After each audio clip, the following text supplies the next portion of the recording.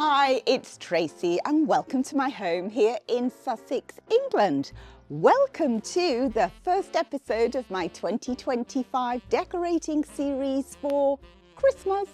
Yes, I know it's still autumn, but you've got to plan ahead.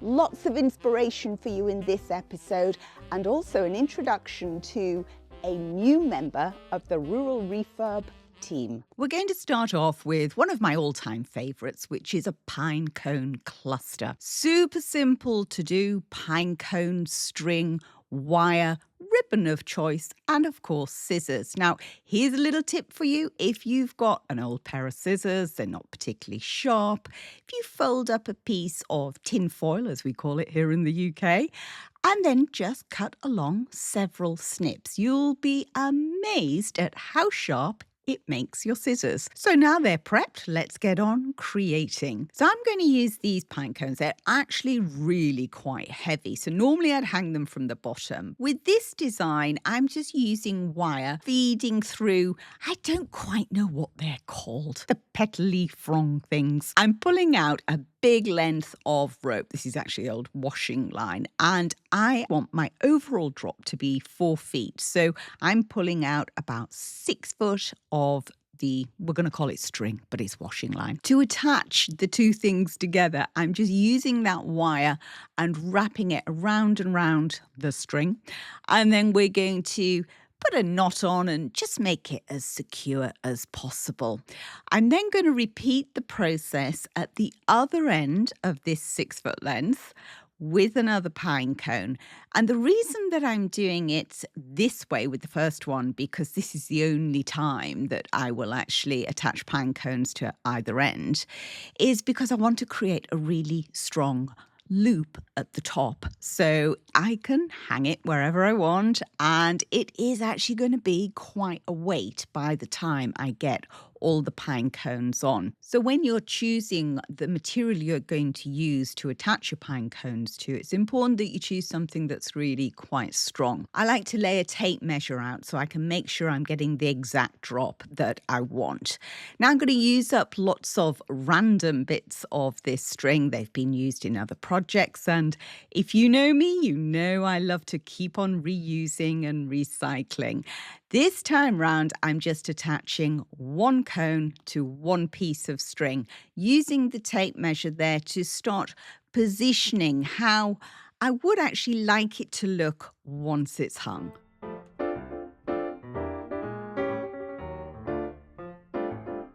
Once I've got all my components made, I find it much easier to stand up to do the actual construction. So I've got the tape measure out and I'm measuring out exactly my 4 foot drop.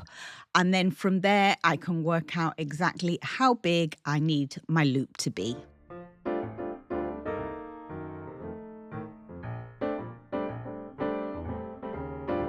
As I add the additional pine cones, I like to make sure that they're getting dropped in the right aesthetically pleasing way. So it really is worth spending a little bit of time, just up a bit, down a bit, looking all the way around, working out what's going to be the front, what's going to be the back. They're going to be used year after year, so it's best to get it right first time around.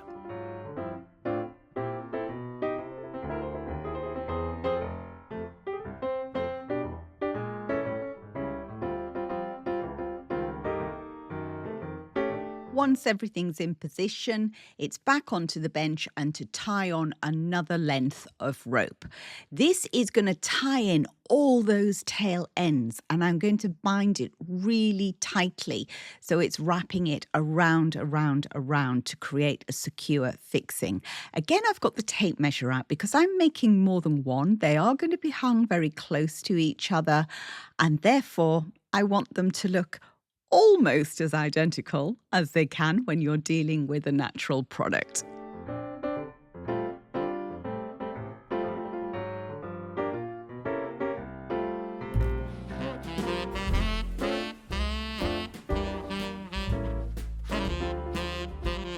Once I get the binding to the length that I want it to be, I just snip it off, tie it on to another length, do a double knot, and then trim off all the tail ends, taking care not to cut the loop.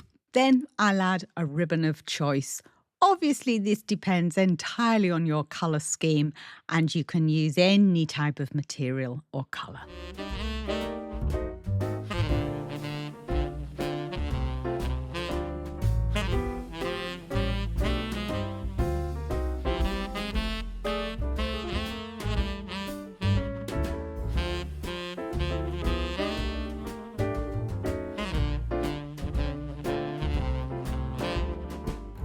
So very simple to do, lovely natural decoration that you can completely make your own, making it absolutely unique to you and your style.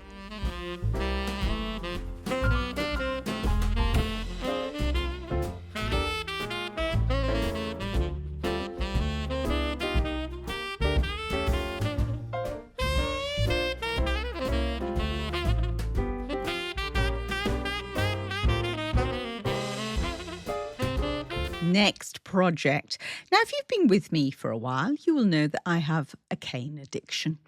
It's a walking stick addiction. I have been collecting walking sticks, as we call them here in the UK.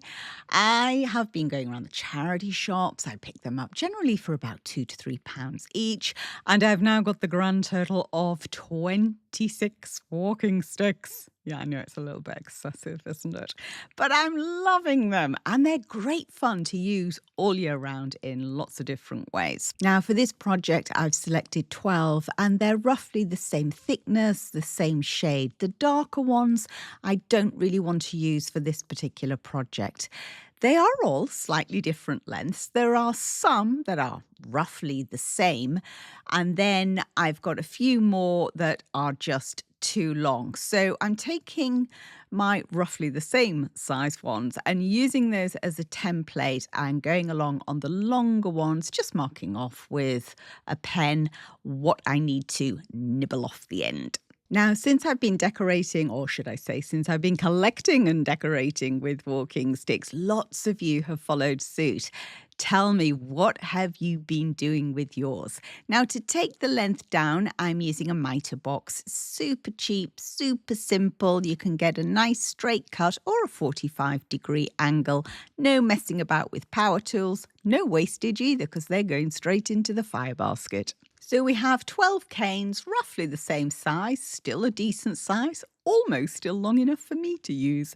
Back into the kitchen, and now we're going to start decorating them. The glue gun has come out, as has the ribbon. Now, last year, my Christmas colours were very much metallics and green. I've got this green ribbon here. It's just 5 metres worth. Let's see how far we can get with it. Now, in order to wrap the ribbon around the cane, I'm not going to start on the flat. I'm going to start on a 45-degree angle. That way you can get a beautiful wrap, a beautiful stripe going all the way up the cane.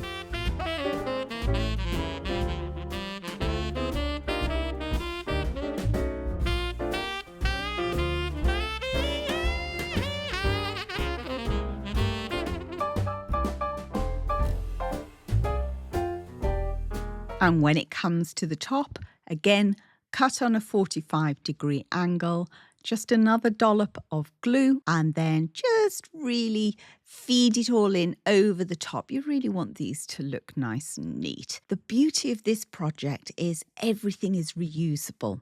So when Christmas is finished, you can take off all of that ribbon. You've only got 2 little ends that had glue on it. You can reuse the ribbon, and of course, you can reuse the canes in other ways.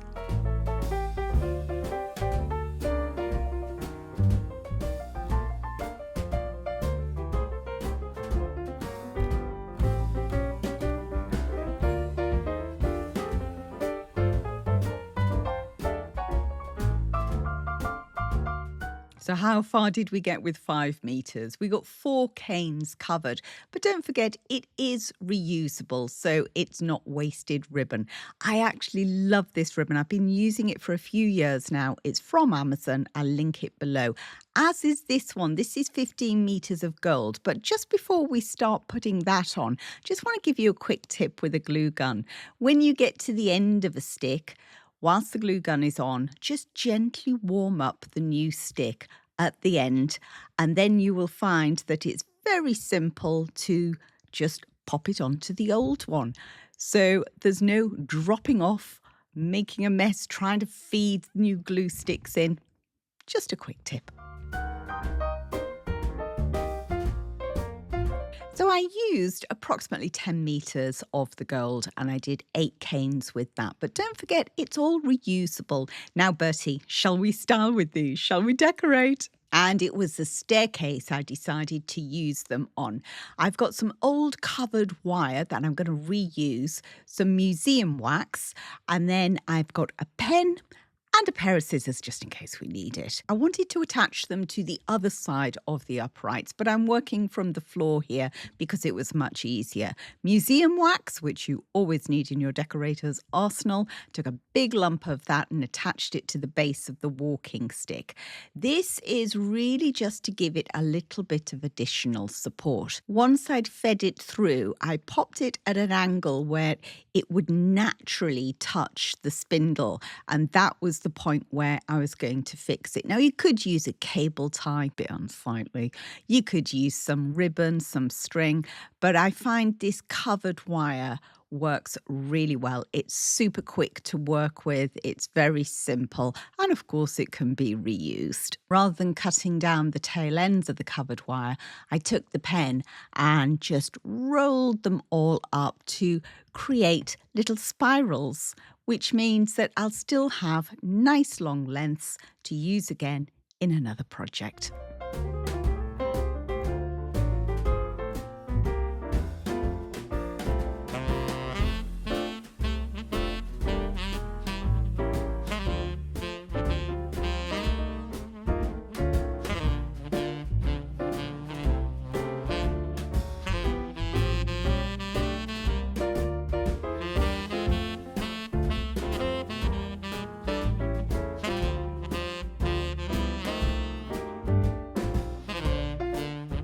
Meet the furry supervisor's trainee, his apprentice, the trainee furry supervisor. This is Bear, yellow Labrador. He is actually Bertie's nephew. So Bertie's sister has had a litter. So this is Uncle Bertie and nephew Bear. He is just so full of fun and mischief, and life is crazy with him. Bit of a slow burn with Bertie, though.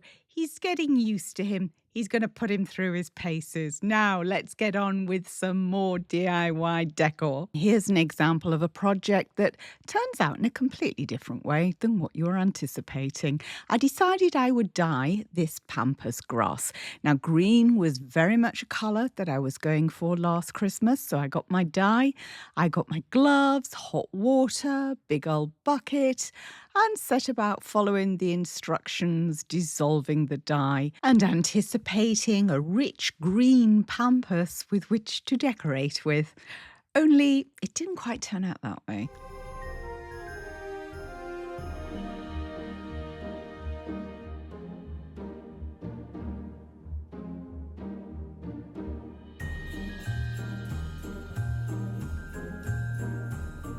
Now, I've used dye before. I use dye-on pods on all sorts of fabric and I get great results. Dye clothes, I dye tablecloths, napkins, all sorts of fabric. So I approached this quite tentatively thinking, I'm going to have this amazing strong colour change really, really quickly. No, nothing. I'm not one for, oh, well, we'll just hold back. No, shove it all in, love. Let's go for it. In for a penny, in for a pound. Still not a lot happening. I weighted it down. It went on for several hours and no, not really bright green at all. So I chucked another dye in. I even added some dye colouring, food colouring, and left it overnight on the range. Feeling absolutely gutted and let down. And then, way, look what happened. It went golden. Now, a better representation is in this shot here. It's more like a dark gold, a brass, and I owned it. Yeah, just said to everybody, yes, I did dye my brown Pampas dark gold.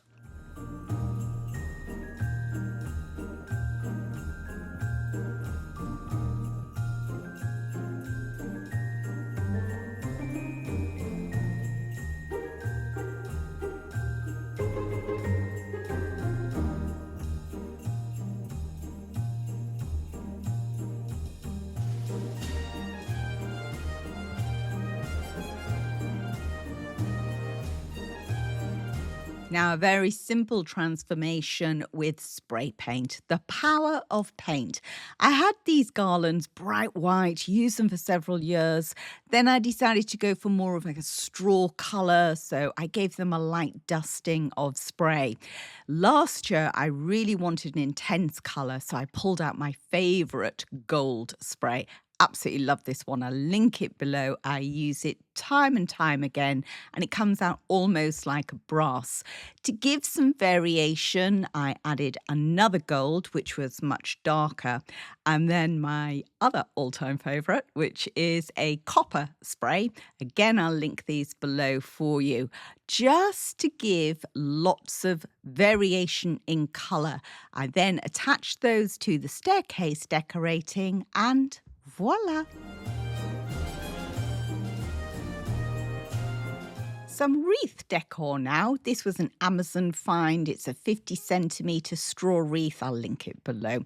Last year we had a tree that had to come down, and it featured all the way through my Christmas decorating series, and I had a hankering to do something with the bark. Now, if you are going to replicate this, then please don't take bark off a live tree. Always just take it from a tree that's dead, logs on the ground and so on, because you can cause disease, damage, even death to a tree by taking bark off a live one. Okay, just so we're clear on that. Thank you. Now, I was winging it somewhat here because I hadn't completely dried my bark. It is still a little bit damp, but ever the eager beaver, I was straight there with my glue gun. But as you could see, it wasn't quite getting the adhesion. So, solution to problem, put it in the warming oven overnight. This is an ever hot range. It stays on all the time. The warming oven's set to about 50 to 70 degrees C. That's, I think, 120 to about 160 Fahrenheit. So once it had had a night baking in the oven, that was it. I was away. It was nice and dry and sticking beautifully. Now you can probably see here there are a few little gaps around. I could layer more bark over, but I chose to go a different route. And down here in Shed City, as we call it, where we've got lots of storage sheds, we have a lot of moss. I mean, a lot of moss. So I'm going to pick some moss in order to sort my little hole problem.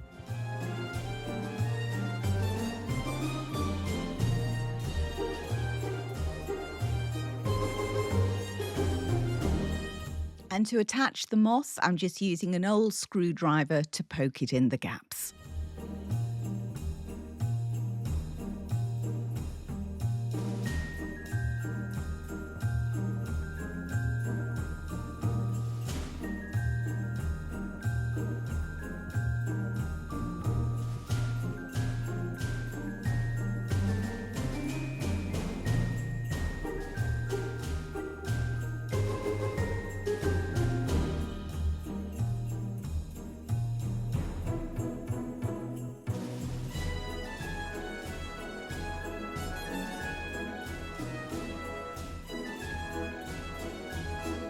Now, if you don't have an old straw wreath base or you don't want to buy one, then have a free tin can. You could use any size of can, and it's exactly the same principle.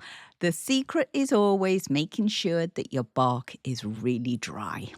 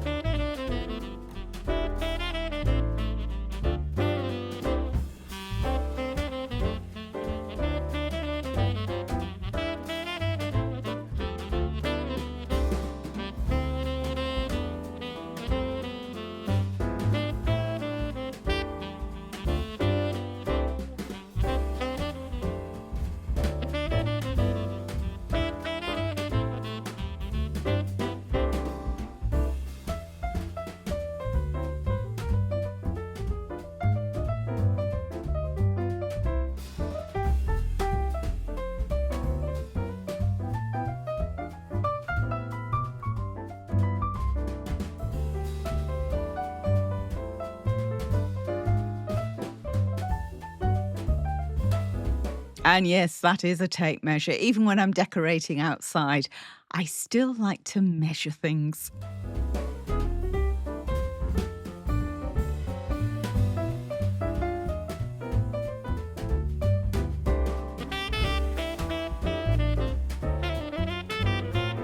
Now, do you have any old painted ornaments that you would like to change? You don't have to use paint, you could use wax. This is a super simple technique to give a whole new lease of life, a new look and feel to a tired object.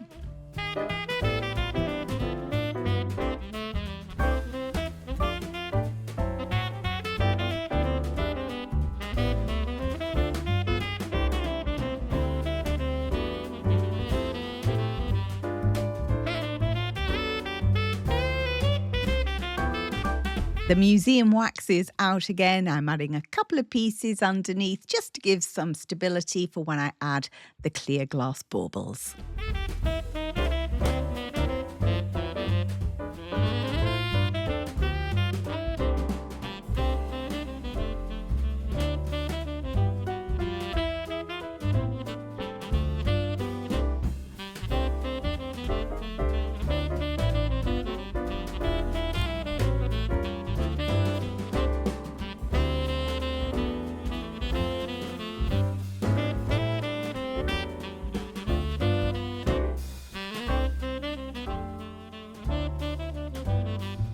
We're going to take two disparate items now and make them work together.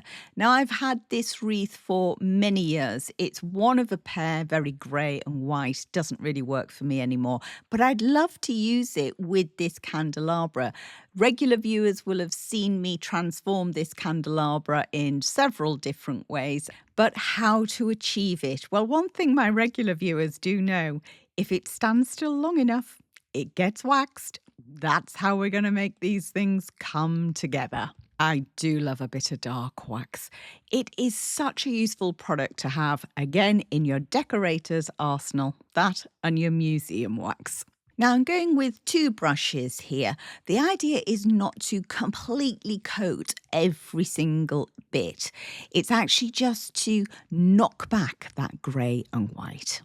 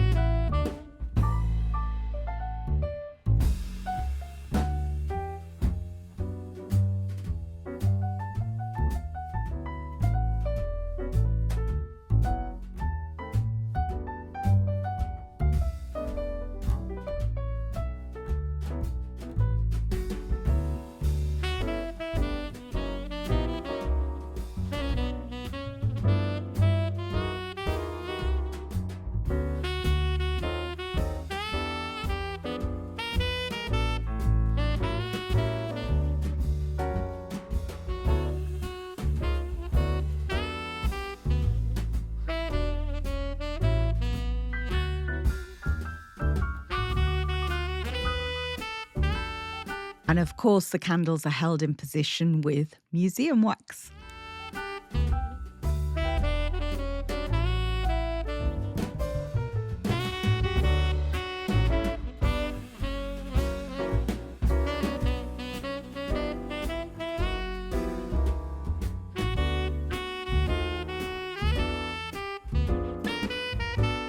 Let's do something with a horse lead rope now. I spotted these at an equestrian sale. They were selling 3 of them for £10. So I thought that was amazing value. The clip alone would cost quite a lot of money. And when I saw them, I thought, Garland. So I headed off down the field with the Furry supervisor to see what I could find to dress my garland.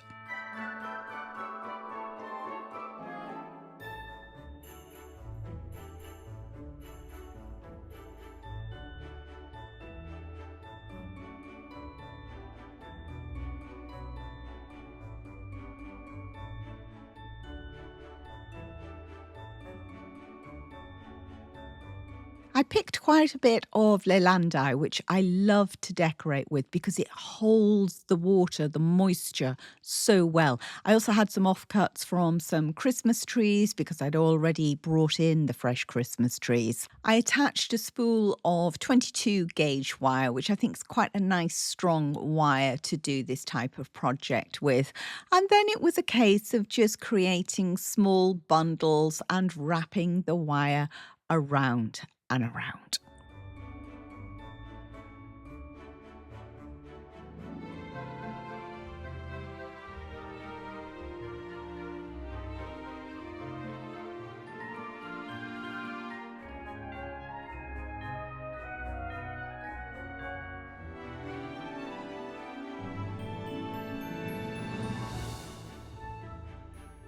I wanted the garland to be really thick and luxurious, so I kept flipping it over and adding more bundles on the back. So it really became voluminous very quickly. I was getting very pleased with myself.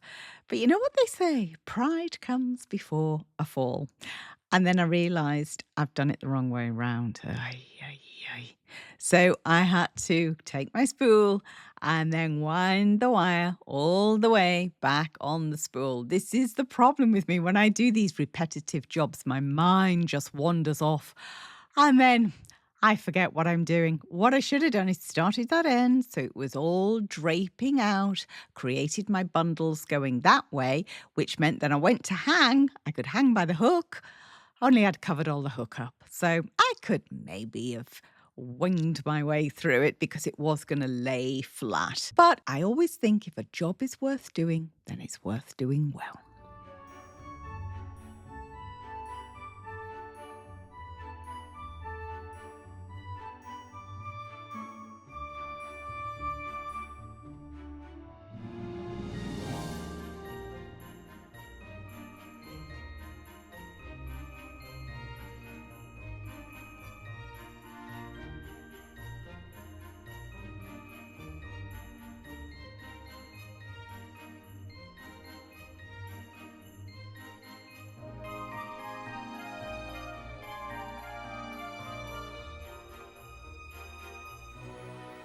Once the garland was on the mantle, it was time to put all the finishing touches on. Now, I added some of my battery-operated candles that I absolutely love. I'll link those below. I use them year after year, obviously secured in place with the museum wax. A few more embellishments, including these pine cones. I pick these up when I'm out walking with Bertie. And I added these copper fairy lights that I bought last year off Amazon, and they worked beautifully. I was absolutely thrilled with the lovely effect that they created.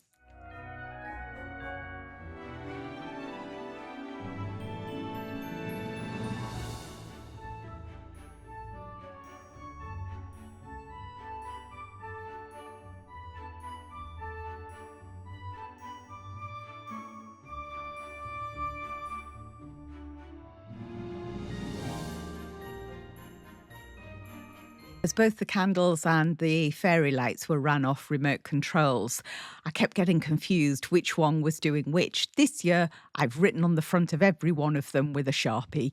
And to keep the garland fresh, I spritzed it every other day. It lasted for weeks.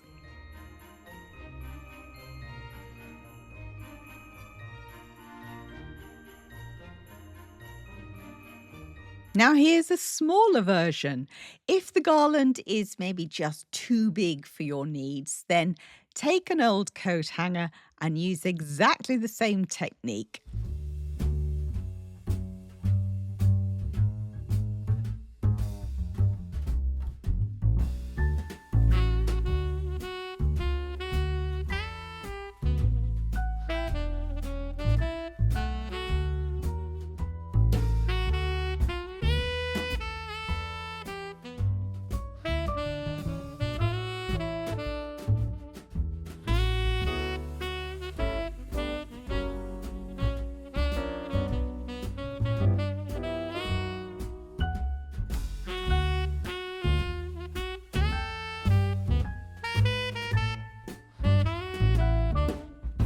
when it comes to starting the next side, it's worth actually just taking a moment or two to make sure that your lengths are equal, because otherwise when you hang it up, you're going to have a bit of a wonky one.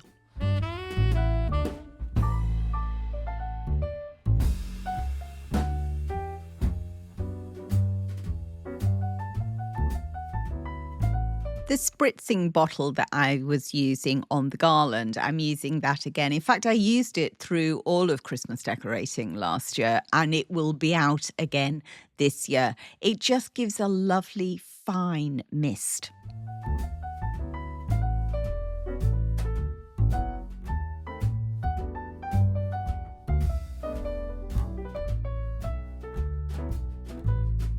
We're heading back down to the storage sheds, and this time it is the golf ball projects. Now, I did these last year and I had such a blast doing these. I really had fun with them.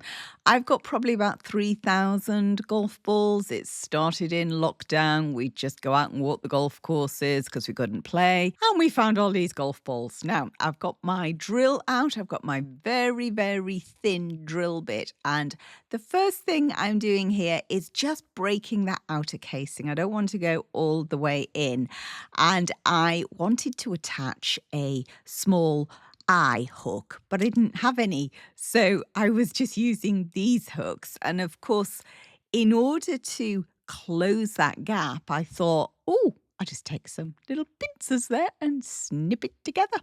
Christmas golf ball decorations, here we come. So that was some hanging decorations prepped. Now I wanted to create garlands. So we needed to switch the drill bits over because we're going to do a different technique.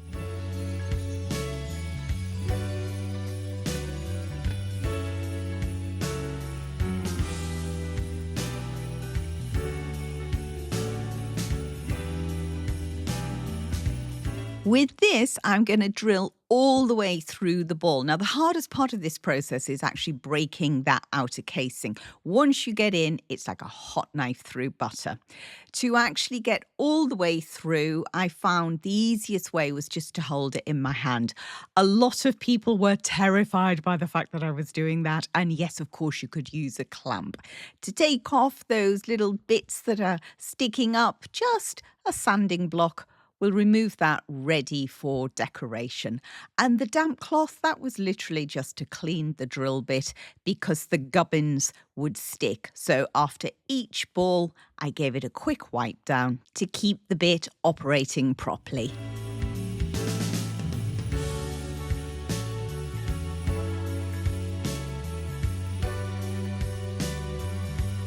Once my balls were prepped, it was time to start colouring them up.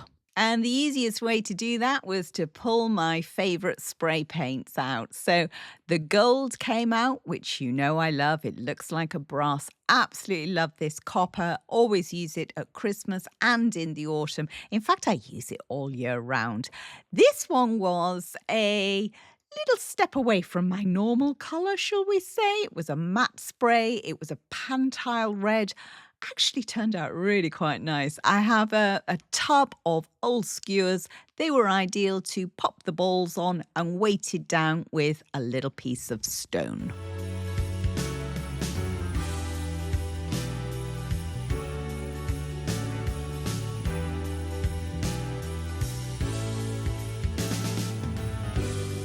Just a little bit of housekeeping. If you're enjoying this episode, then please do remember to hit the thumbs up button. And if you can see a hype button, press that one as well. Costs you nothing and it really helps support the channel. Thank you.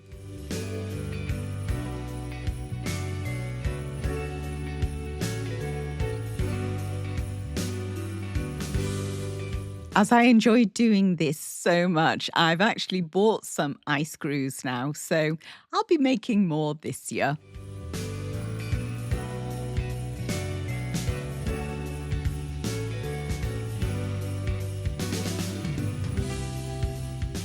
I left the balls to fully harden overnight. Then it was time to take them into the kitchen and take them on to the next stage of decoration. And yes, the dark wax came out. Oh, I just love a bit of dark wax. I used just a very small brush and had my gloves on, and I just worked the wax all over the balls. They've got obviously all these little dimples on, which is great for the wax to sit in, and it just knocks back that big bright shine. Now, I know it's a statement of the obvious, but you can colour these up in whatever way suits your personal decor. They don't have to look like rustic metal vintage balls, although I do rather like them like this. But you just do you. You create whatever it is you want. Now, with some others that had not been drilled, they had just been washed, I decided I would use Rub and Buff to colour those up. And to give a variation in colour, I always use 3 different ones. And obviously use my old tubes before I crack open the new ones.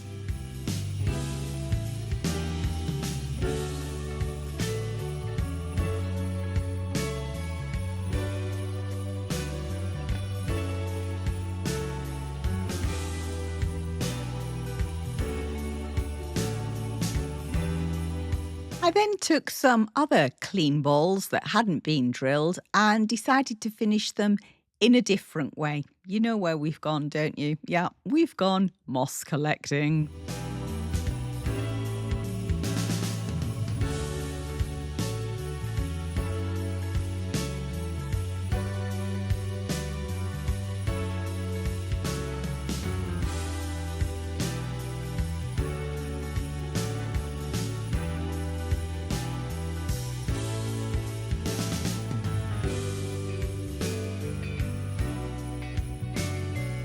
To attach the moss to the golf balls, I just use florist's wire.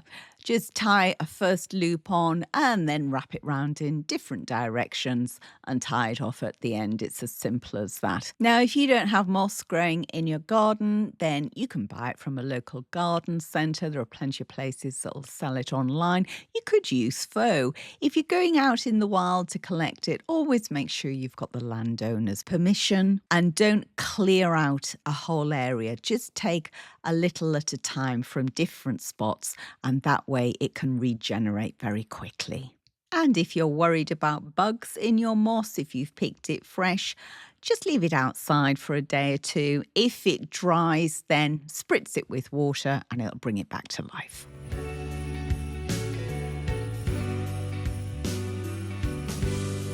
Now all the balls are coloured up, it's time to start creating our decorations. I've got my odds and sods out. My odds and sods ribbon box, my bits of string and twine. Always trying to use what I already have and ideally reuse.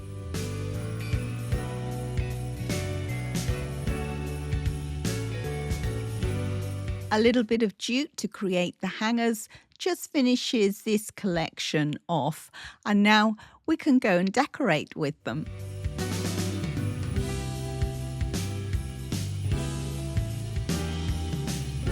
I love the effect that's been created here. They look like hammered metal to me. Pine cone clusters at the beginning of this episode. Now we're going to make golf ball clusters. But how to get the string through the balls? Well, these needles. Absolutely brilliant. I didn't even know these things existed until I tried this last year. I was so delighted on how easy it made the threading. I also pulled out my tray of beads. I'd been making some bracelets because I couldn't find any that I really liked. I found some beads when I was on holiday and I'd just been threading those up. And again, I'd used some similar needles and life was just so much easier with these needles in my life. I also pulled out some of the beads that I would use in decoration, you know, where we used to just lay things around.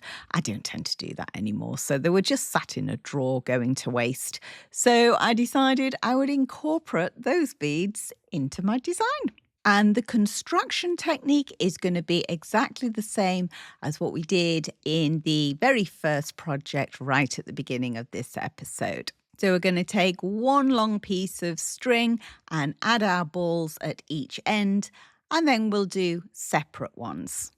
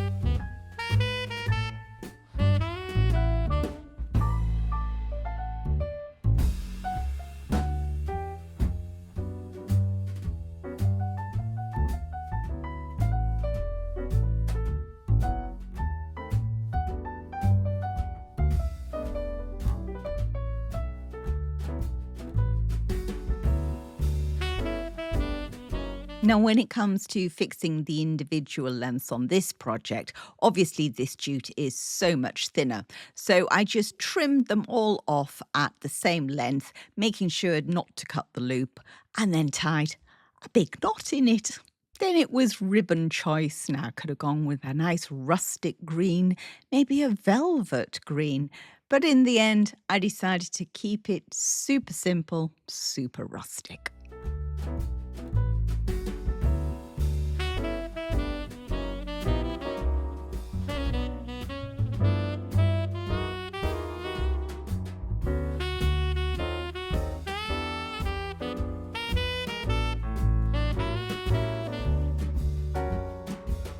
Some more baubles now in the copper spray. Now, I think this copper can work for pretty much every season, and particularly not just Christmas, but for autumn as well. So I added them to the centerpiece that I did for my fall decoration.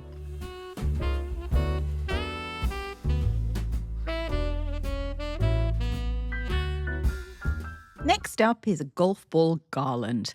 Now, I'm using the same material that I've used before, this jute, and I'm measuring out about 8 feet. I'm tying a loop at one end, that's going to be my hanging end, and then down at the other end, I am going to thread on various golf balls, along with some of the beads from earlier. Now, I'm not going to do just one long garland of balls. I'm going to mix it up a little bit. So here I've put 2 together, little bead either end, and then tie a knot to secure them in position. And then I'm just going to work my way along, just randomly doing different patterns.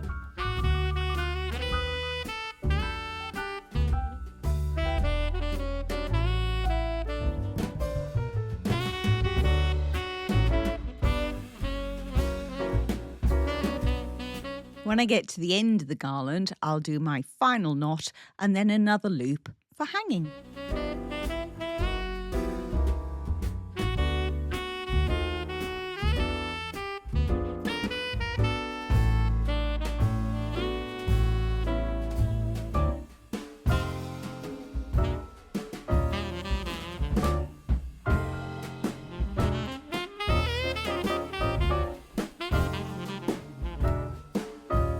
Golf ball bowl filler decoration ideas next. You can really put your own stamp on this, make it completely unique to you.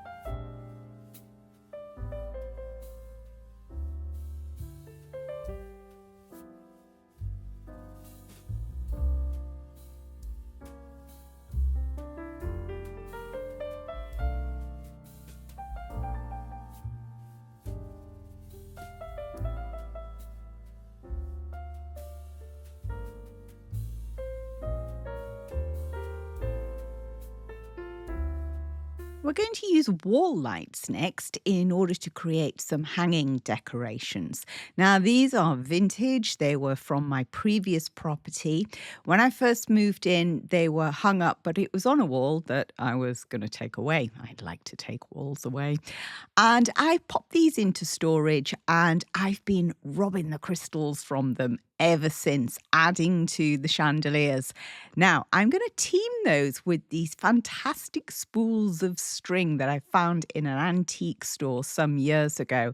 These are going to last me a lifetime, aren't they? I'm never going to get through all that string. Although I'm going to give it a good go this year, as during the last 12 months, I have been feverishly looking around the charity shops for old light fittings, some modern, some vintage, and I've managed to pick up some more glass, crystal. You know, it varies in quality, but I'm definitely going to be making some other designs this year.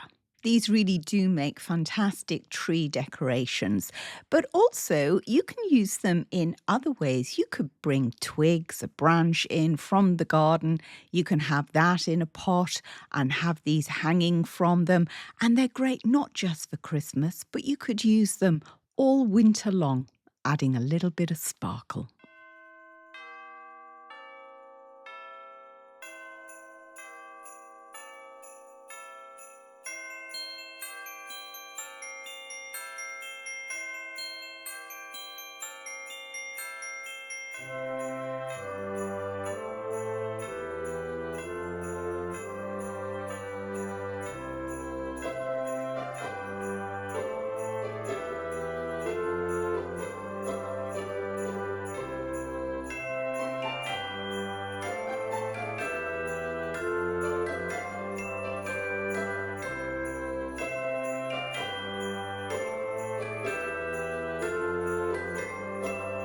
Next up, revamping old baubles. Now, I'm sure we've all got big tubs of old baubles, things that we've had for years that we've fallen out of love with, but just can't bear to give away because we keep thinking we'll do something with them. Well, the time has come.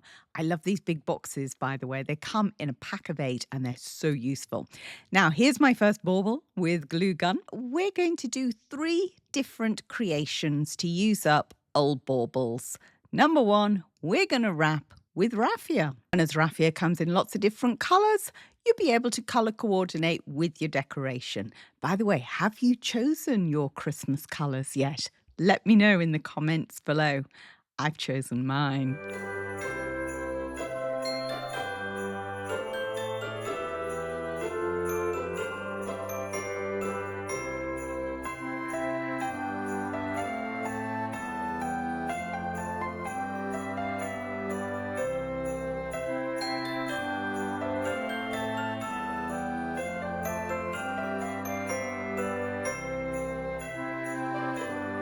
Now, these are so simple to do and really effective.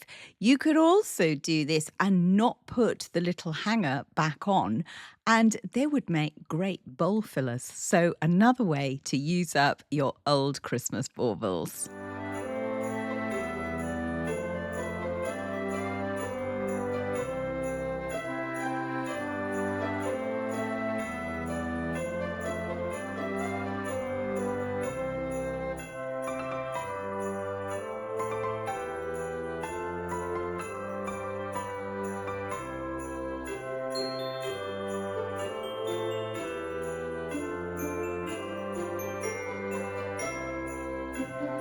Let's choose another bauble and come up with something different to do. This time we're going to use another material to cover the bauble. I've pulled out the jute. Now you could use string, you could use different types of wool, any material like that, any lengths of material. Again, anything that coordinates with your decor. Now, I've cut the little hanger off, but I've kept the top of the bauble on because we're going to keep that. And then a dollop of glue at the end, and you just start winding round on itself, periodically putting a little bit of glue just to keep everything in shape, and you keep that tension as you keep on wrapping. You could do different colours of string going round, light, dark, wherever your imagination takes you. When you get up to the top, I like to just put plenty of glue around that top there and bring the jute, the string, whatever you're wrapping with, all the way round and cover it completely, and then do a little loop back on itself, glue that in position, and you've got your hanger.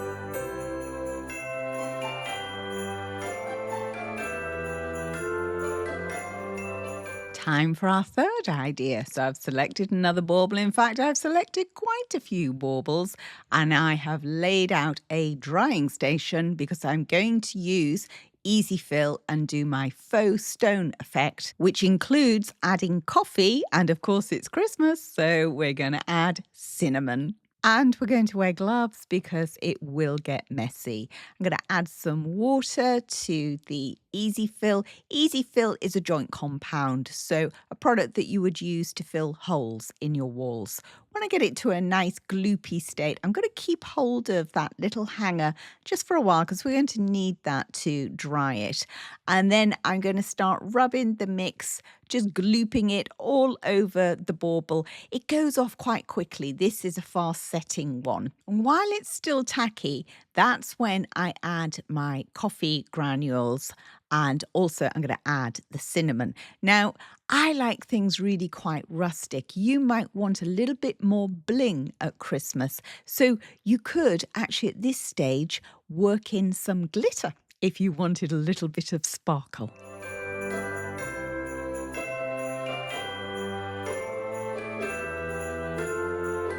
I brought the mix all the way up to the top, and then I'm using a skewer to go through the top of the bauble, because when the bauble's actually dry, I'm going to snip off that gold thread and attach a different hanger. Again, these could be used all year round as bowl fillers, multi-purpose decorations. I do like to eke out the lifespan of an object.